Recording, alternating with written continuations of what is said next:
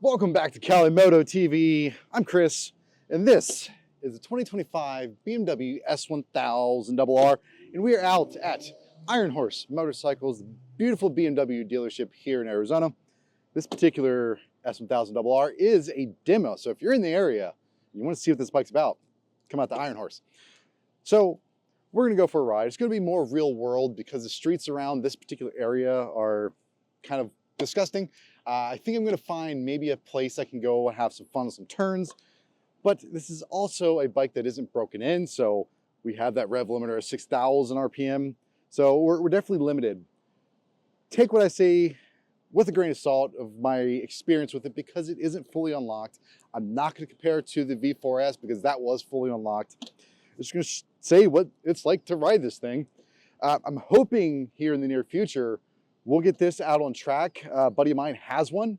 He is breaking it in and it is being broken in at the track. So we'll see how that goes. And I'm hoping we get on it and see what she is like on a circuit because that's where it belongs. At least in my opinion. I know it can be street, but we're going to go for a ride, see what she's about. Let's go. You want to do some videoing for YouTube, huh? You got to log out and this is what the FedEx driver does. Just pulls up as you're about to leave. Oh, God. Anyways, welcome, everyone.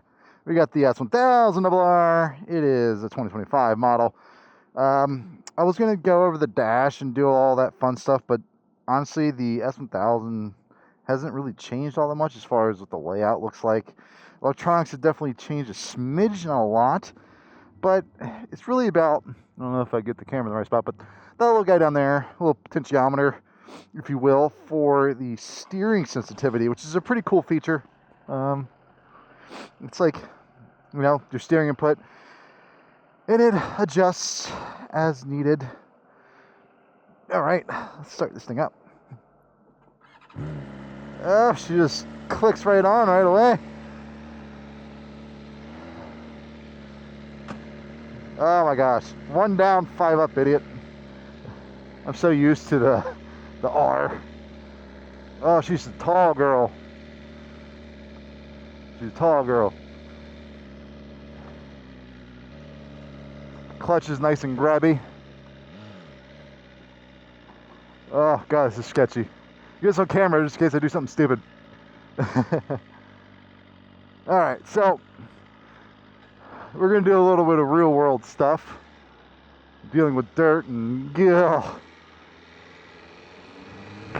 Alright, right away, the throttle and clutch and everything are just gorgeous. To hop on something and feel the friction zone right away, I think says a lot about a bike. Oh my God, the quick shifter is so stupid smooth. Holy crap. This isn't broken in, that is buttery smooth. That is, it's above what the Aprilia was. I think the Aprilia always had the best quick shifter, but I don't know. Alright. Jesus, that is nice. Yeah, we're gonna go on a yellow, fuck it. Oh, the throttle. Whew.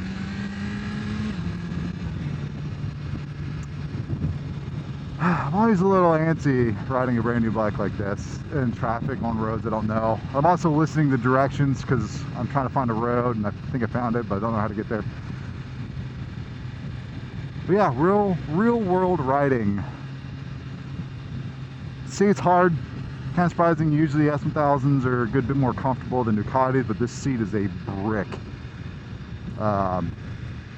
Here's what it is.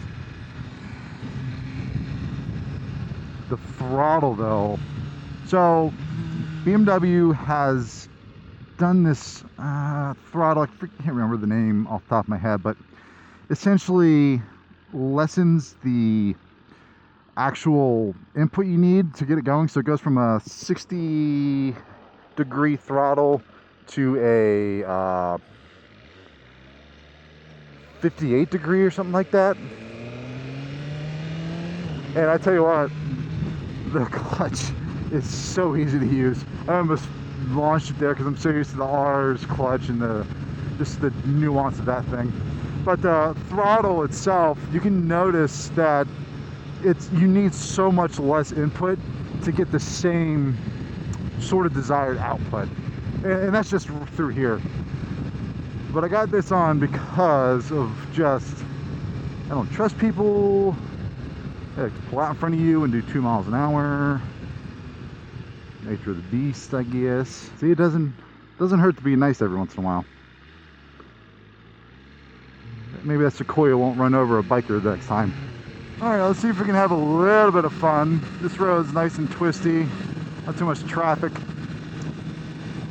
One thing I want to point out, I've got to use a little more calibrated finger on these brakes. I've never been a huge fan of BMW brakes. These are quite strong.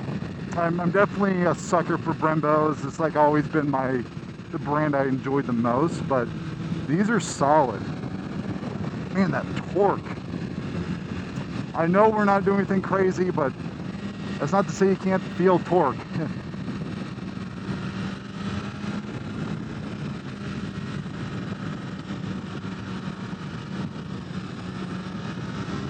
It loves being leaned over. These brakes are good. Brakes are good. The throttle response, like we're not going crazy. But man, oh, it feels good. It's compliant. One of my biggest complaints with BMWs is that they're a sewing machine. They do things so incredibly well, and they get flack for it because, you know, how can you criticize something that is dang near perfect as far as the feel and how it works? And the answer to that is you can, because of how it makes you feel when you ride, and that's what riding's about. Like, how do you feel when you throw a leg over the bike and then go out and ride? And for the longest time, and up until even last generation, they're just really good. And the HP4 Race to me is the ultimate bike. That is hands down the bike that I dream about. I tell you what, this vibrates just right. It's got that little bit of fear factor that I really enjoy in a motorcycle. Like, I know we're going slow as crap right now, but there's a, holy crap, this thing is a monster. If you can get it to be wrung out and not, you know, limited by this limiter, which I accidentally hit. But the gobs of torque that are, you know, in just odd spots, like, so we'll get down to about 3,000 right now in fourth gear. Not a usual power band spot. It just picks up, and it's just so effortless. Beautiful scenery. What do you think? Yeah? Okay. I've never been on this road. It says speed's enforced, so that sucks. My takeaways right now are the throttle and the brakes right now are two of the biggest surprises to me. There's not a lot of effort involved with the throttle, and it is minimal, and I do mean minimal intervention that I need to do. Ooh, shit, that was slippery.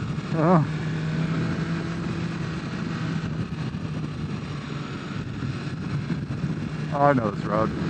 I took out M2 down this road, or an M3, I mean. It's not the cleanest, so we won't go cray-cray, but it loves being leaned over. It really does. And we're not going crazy, but it feels right, Brian. Oh, God. One finger on the brakes. Just like the HP4 Race. Just one finger on the brakes.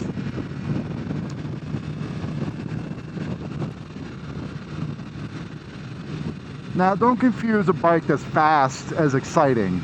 To me, a bike that's exciting gives emotion. Like, you feel a vibration. There's a feedback through the front end. You feel what the bike's doing, And a lot of these bikes, as they've gotten better, have become numb to that type of stuff. Even Ducati's worked a lot of its quirks, some of the character and some of the soul that they have out of the bike. Like case in point, the 25 V4S is a stunningly phenomenal machine, and it's very easy to ride. Does that make it a boring bike? Nah, I don't know. Is this a boring bike? I don't know. But right now, I'd have to say no, it is not boring. BMW has put a little juice into their bikes, I feel, and dare I say they've found a solid mixture with this 25 of their insane refinement to their little bit of playfulness. This bike wants to go. It's eager to please, if you will. It's like a pit bull, but in the best of ways, not in the one that bites people in the face and people say they're terrible, because pit bulls are not terrible. I love pit bulls. But it just wants more. It's not happy with what I'm giving it right now. And which way do I want to go? I turned off my freaking sat nav, so I am flying by the seat of the pants, as it were. Probably could have pulled over there, but why not? I just kind of explore and talk to you all, see where I'm at. I know where I'm at. I haven't been on this side of town in a very long time, but I'm pretty sure I can figure out where I need to go. Maybe. I don't know. It said the joys of filming in the wild. You try to come up with stuff off the cuff as you're paying attention to traffic, trying to remember where you're at, feeling a brand new bike, and being unfamiliar with the area you're in. I will say this seat is high. I think it's like 33 and a 2/10 of an inch or something like that, which sounds like an odd measurement, but it's what we got. And through. Yeah, the quick shifter is just phenomenal. I do like that there is a little bit of a detent, there's a little bit of a click, so there is just a smidgen of mechanical engagement feel still there. Something that I dislike about flawless quick shifters is you can't tell if you're freaking shifting through or not. Sometimes with the Aprilia, when I would shift, I couldn't tell if I had downshift, other than obviously the revs and the bike and, you know, all the other things that tell you shifted, but you know what I mean. Like, it just does it, and then you're like, shit, did I do that? I didn't mean to.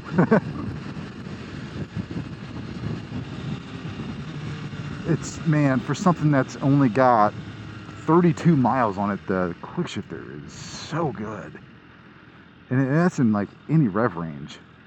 Gnarly. Alright, another thing.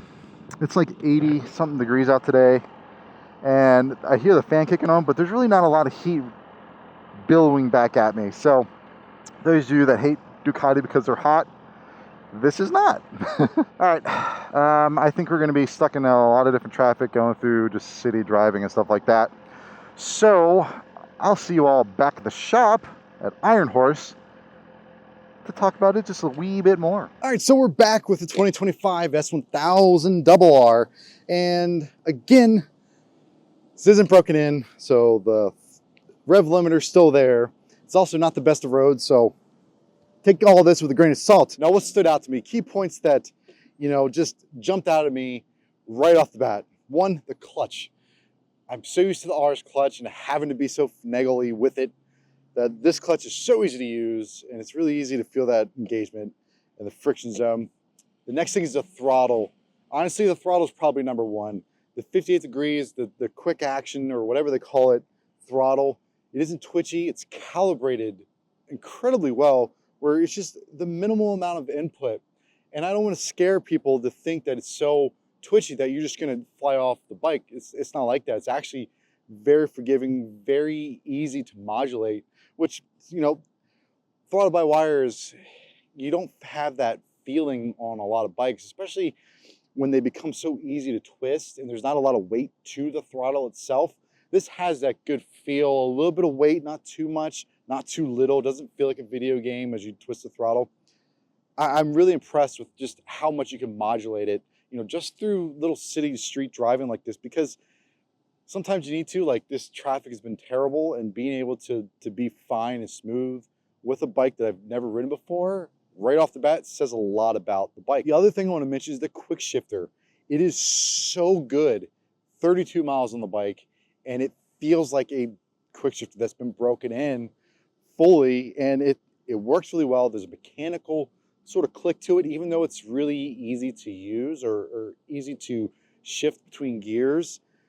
It doesn't feel empty. It doesn't feel too light where you feel like if you kick it, it's just going to shift gears on you by accident. Like you have to put a concerted effort into it, but it's nothing that's drastic. It's really well balanced, honestly, as far as the throttle and the shifting go. You can definitely shift in odd RPMs, which some bikes really don't like it when you shift in odd RPMs. They fight you on it, or they won't let you do it at all.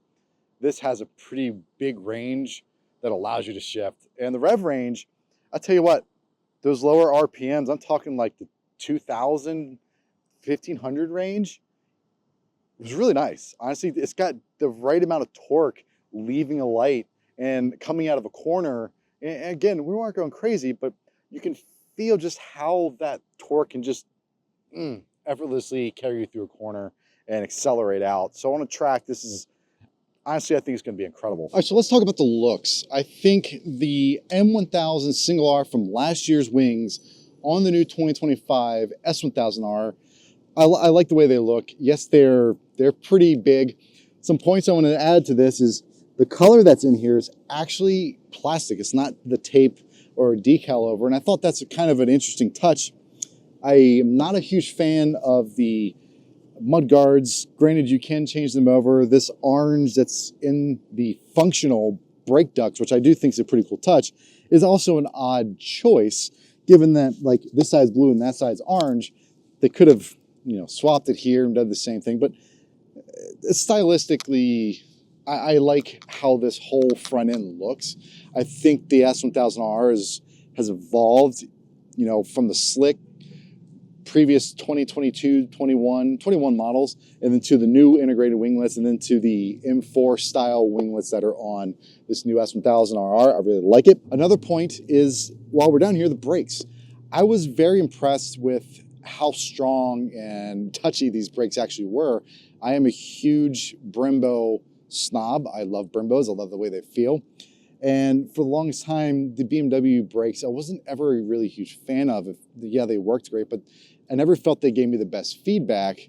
And that's even out on track. I never loved them, and I know people are going to fight me on it, and that's fine. But these ones, granted, we weren't pushing it by any stretch of the imagination, but like the HP4 Race, one finger, you can really feel the bite and slow down and the power of these brakes, and allows me to at least modulate them a little bit better.